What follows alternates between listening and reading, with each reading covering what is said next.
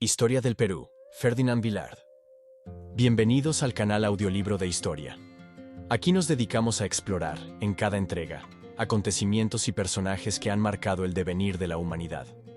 Si en algún momento discrepas de la versión que te presentamos, te invitamos a compartir tu perspectiva con respeto. Nos comprometemos a investigar y, más adelante, preparar un video donde integremos también tu punto de vista. Nuestro objetivo es construir una amplia base audiodocumental sobre la historia mundial. Apenas comenzamos, así que suscríbete y activa la campanita para no perderte ninguna de nuestras próximas exploraciones. En esta ocasión continuamos con el audiolibro de Historia de Perú en 10 capítulos. Bienvenidos al capítulo 9, dedicado a los siglos XIX-XX, la República Aristocrática y nuevas corrientes políticas. En este episodio exploraremos cómo, tras la Guerra del Pacífico y la posterior reconstrucción nacional, el Perú ingresó a una etapa conocida como la República Aristocrática, en la cual las élites oligárquicas ejercieron un fuerte control político y económico.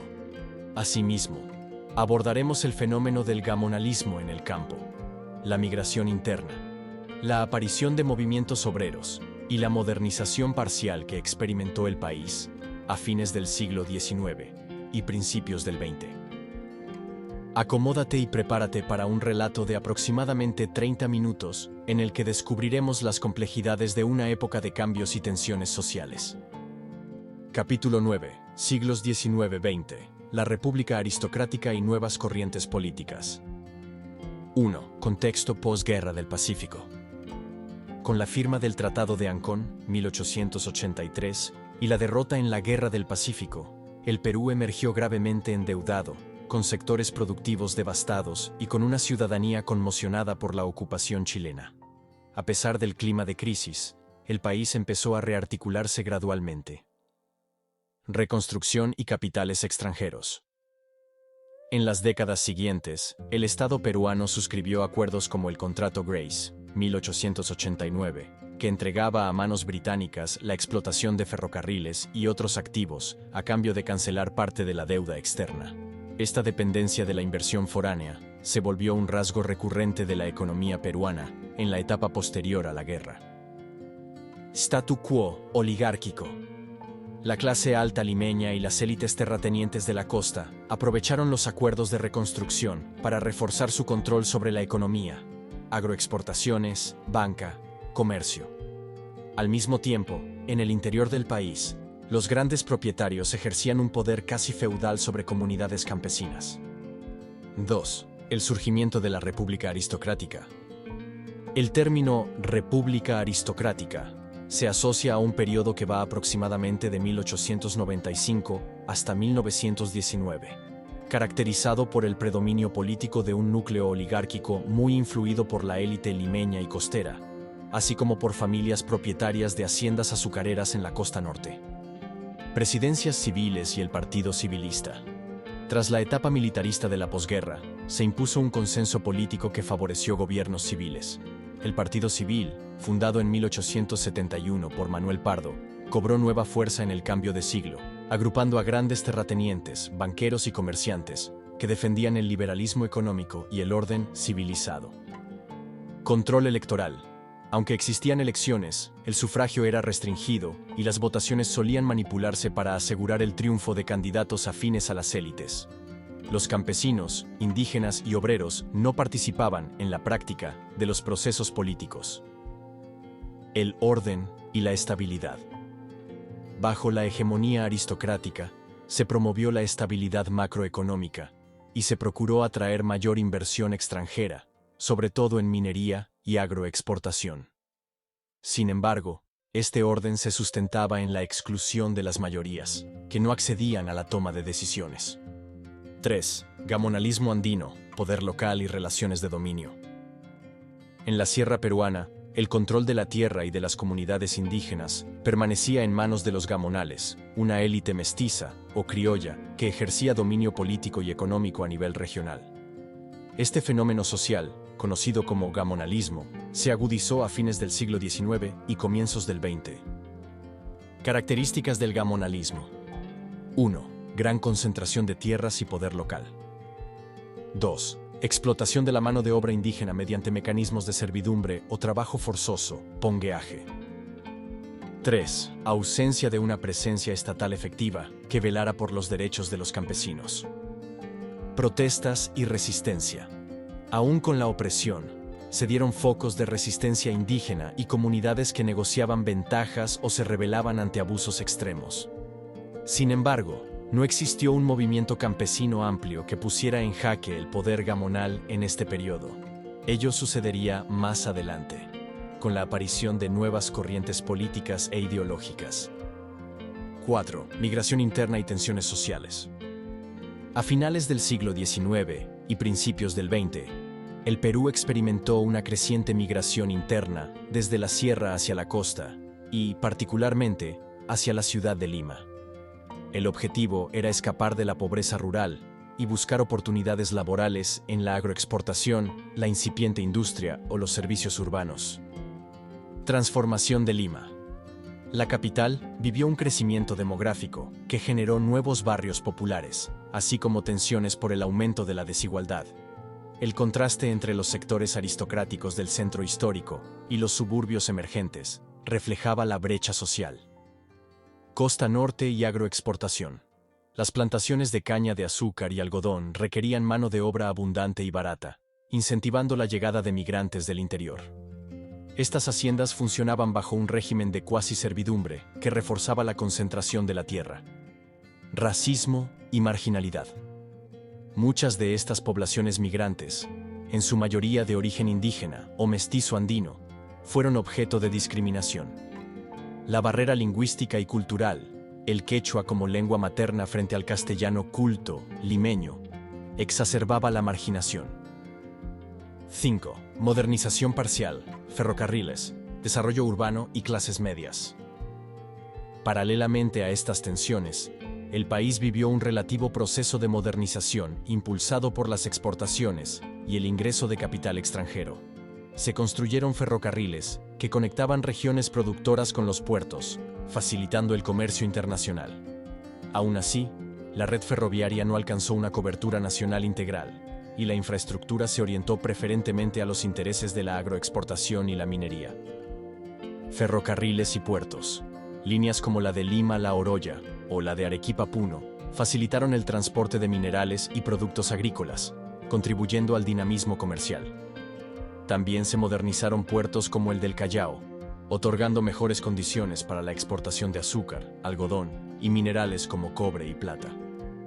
Expansión urbana. Las ciudades costeras, especialmente Lima, Trujillo y Chiclayo, crecieron gracias a la inversión en servicios básicos, agua, luz, tranvías, y a la llegada de poblaciones migrantes. Emergencia de clases medias. Este proceso de urbanización y de desarrollo de servicios permitió que aparecieran pequeños comerciantes, profesionales y empleados públicos. Aunque su peso político seguía limitado, representaron una capa de la sociedad con aspiraciones de ascenso social y deseos de reformas. 6. Aparición de movimientos obreros y corrientes políticas emergentes. Con la industrialización parcial y la concentración de trabajadores en puertos, talleres y fábricas, surgieron los primeros movimientos obreros en ciudades como Lima y el Callao. Aunque aún incipientes, estos movimientos comenzaron a organizarse para reivindicar mejoras laborales. Sindicalismo y huelgas. A principios del siglo XX, se registraron las primeras huelgas obreras pidiendo mejores salarios, jornadas más cortas y condiciones laborales decentes. Algunas incluso contaron con el apoyo de intelectuales y periodistas que defendían los derechos de los trabajadores. Corrientes ideológicas. Este escenario promovió la circulación de ideas anarquistas y socialistas, introducidas por inmigrantes europeos y por publicaciones clandestinas. Si bien el Estado y las clases acomodadas mostraban recelo ante estas ideologías, la semilla de la organización obrera se plantó, preparando el terreno para movimientos políticos de izquierda que emergerían en décadas posteriores. Falta de reconocimiento legal. En este periodo, las huelgas eran reprimidas y no existían leyes laborales que regulasen de modo efectivo las condiciones de trabajo. Esto influyó en la radicalización paulatina de ciertos sectores. 7. Principales figuras políticas e intelectuales. Nicolás de Piérola. 1839-1913. Caudillo que gobernó en varias ocasiones, intentando unificar el país bajo un modelo de corte liberal, pero también criticado por su inclinación a gobernar con mano firme y su cercanía con grupos oligárquicos. Eduardo López de Romaña, 1847-1912. Presidente que impulsó obras de infraestructura y la modernización del aparato estatal. Su gobierno coincidió con el boom de la agroexportación. José Carlos Mariátegui, 1894-1930. Aunque su influencia se notará con mayor fuerza en la década de 1920, es importante mencionarlo como uno de los precursores del pensamiento socialista y la crítica de la realidad peruana desde la óptica del indígena y el obrero. Manuel González Prada, 1844-1918. Intelectual, que desde una postura crítica y radical, denunció los abusos del gamonalismo y la estrechez mental de la oligarquía. Su discurso, Los viejos y los jóvenes, inspiró a las generaciones que promovían cambios profundos en el país. 8. El fin de la República aristocrática. El oncenio de Leguía, 1919-1930. Aunque la etapa de la República aristocrática no tiene una fecha de cierre absoluta, se suele señalar la llegada al poder de Augusto B. Leguía en 1919 como un punto de inflexión. Leguía, tras un golpe de Estado, estableció un régimen que se prolongó por 11 años, conocido como el oncenio, durante el cual 1. Se impulsaron reformas económicas y sociales, incluyendo la fundación del Banco de Reserva y el apoyo a algunas iniciativas educativas. 2. Se reforzó la presencia del Estado en diversas áreas, promoviendo la modernización de la administración pública y firmando más contratos con capitales extranjeros, especialmente estadounidenses. 3. Se reprimió con dureza a la oposición y a los movimientos obreros que reclamaban mayores libertades. 4. Se proyectó una imagen progresista, que sin embargo, no benefició de manera significativa a las grandes masas rurales e indígenas, manteniendo las estructuras de poder de la oligarquía costera y serrana. El fin del oncenio, en 1930, vendría acompañado de la crisis mundial de 1929 y de un nuevo ciclo de inestabilidad política, preludio de las tensiones del siglo XX.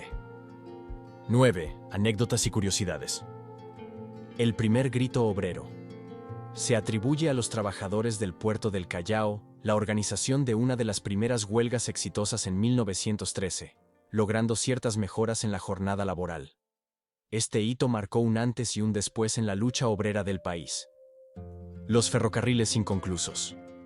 El Perú emprendió proyectos ferroviarios ambiciosos, como el Ferrocarril Central hacia La Oroya. Sin embargo, parte de estos proyectos quedaron incompletos o fueron construidos a un costo desproporcionado, generando sospechas de corrupción y sobreprecio. Fiestas y salones de la élite limeña. Durante la República aristocrática, la alta sociedad limeña se caracterizó por lujosos banquetes y salones literarios, donde las familias de abolengo exhibían su poder y su supuesto refinamiento europeo. Mientras tanto, en las afueras de la ciudad, la precariedad de los asentamientos populares evidenciaba la brecha social. 10. Conclusiones del capítulo 9. En este penúltimo capítulo, hemos recorrido la transición del Perú tras la Guerra del Pacífico hasta la irrupción de nuevas corrientes políticas a inicios del siglo XX. Los principales aspectos que sobresalen de este periodo son: 1. La consolidación de la República aristocrática, controlada por un grupo oligárquico que ejercía su poder a través del partido civil y mecanismos electorales restringidos. 2. El gamonalismo andino, donde la sierra permanecía sometida a la dominación terrateniente, con comunidades indígenas prácticamente desprotegidas por el Estado. 3. El crecimiento de la agroexportación y la minería, sostén económico del país, aunque generador de desigualdades y dependencia de los capitales extranjeros. 4. La migración interna y la expansión de ciudades como Lima, que dieron pie a la formación de incipientes movimientos obreros y a la emergencia de clases medias con ansias de modernidad. 5. La llegada de nuevas ideas políticas e intelectuales, tanto liberales como anarquistas y socialistas, que sentaron las bases para la agitación social y la reforma futura. 6. el fin de la hegemonía oligárquica a partir del golpe de Leguía en 1919 y el inicio de un nuevo ciclo político que intentaría cambios, aunque sin resolver la exclusión de las mayorías. 11. Enlace al siguiente capítulo. Concluimos así nuestro capítulo 9. Siglos XIX-XX. La República aristocrática y nuevas corrientes políticas. En el capítulo 10, abordaremos el siglo XX y retos contemporáneos, centrándonos en los golpes de Estado, las transiciones democráticas, el surgimiento de movimientos políticos como el APRA, las reformas agrarias y las diferentes corrientes ideológicas que marcaron la vida política del Perú en el siglo pasado. Además, exploraremos la diversidad cultural actual y los desafíos del siglo XXI, como la descentralización, la desigualdad y la relación del Perú con el panorama internacional. Gracias por acompañarnos en este viaje a través de la compleja historia del Perú entre finales del siglo XIX e inicios del XX. Te invitamos a suscribirte, activar la campanita y dejar tus comentarios con respeto. Tu participación enriquece este proyecto y nos motiva a seguir explorando la historia con más detalle. No te pierdas el próximo capítulo, donde analizaremos la evolución política del Perú durante el siglo XX y los retos contemporáneos que moldean la nación hoy en día.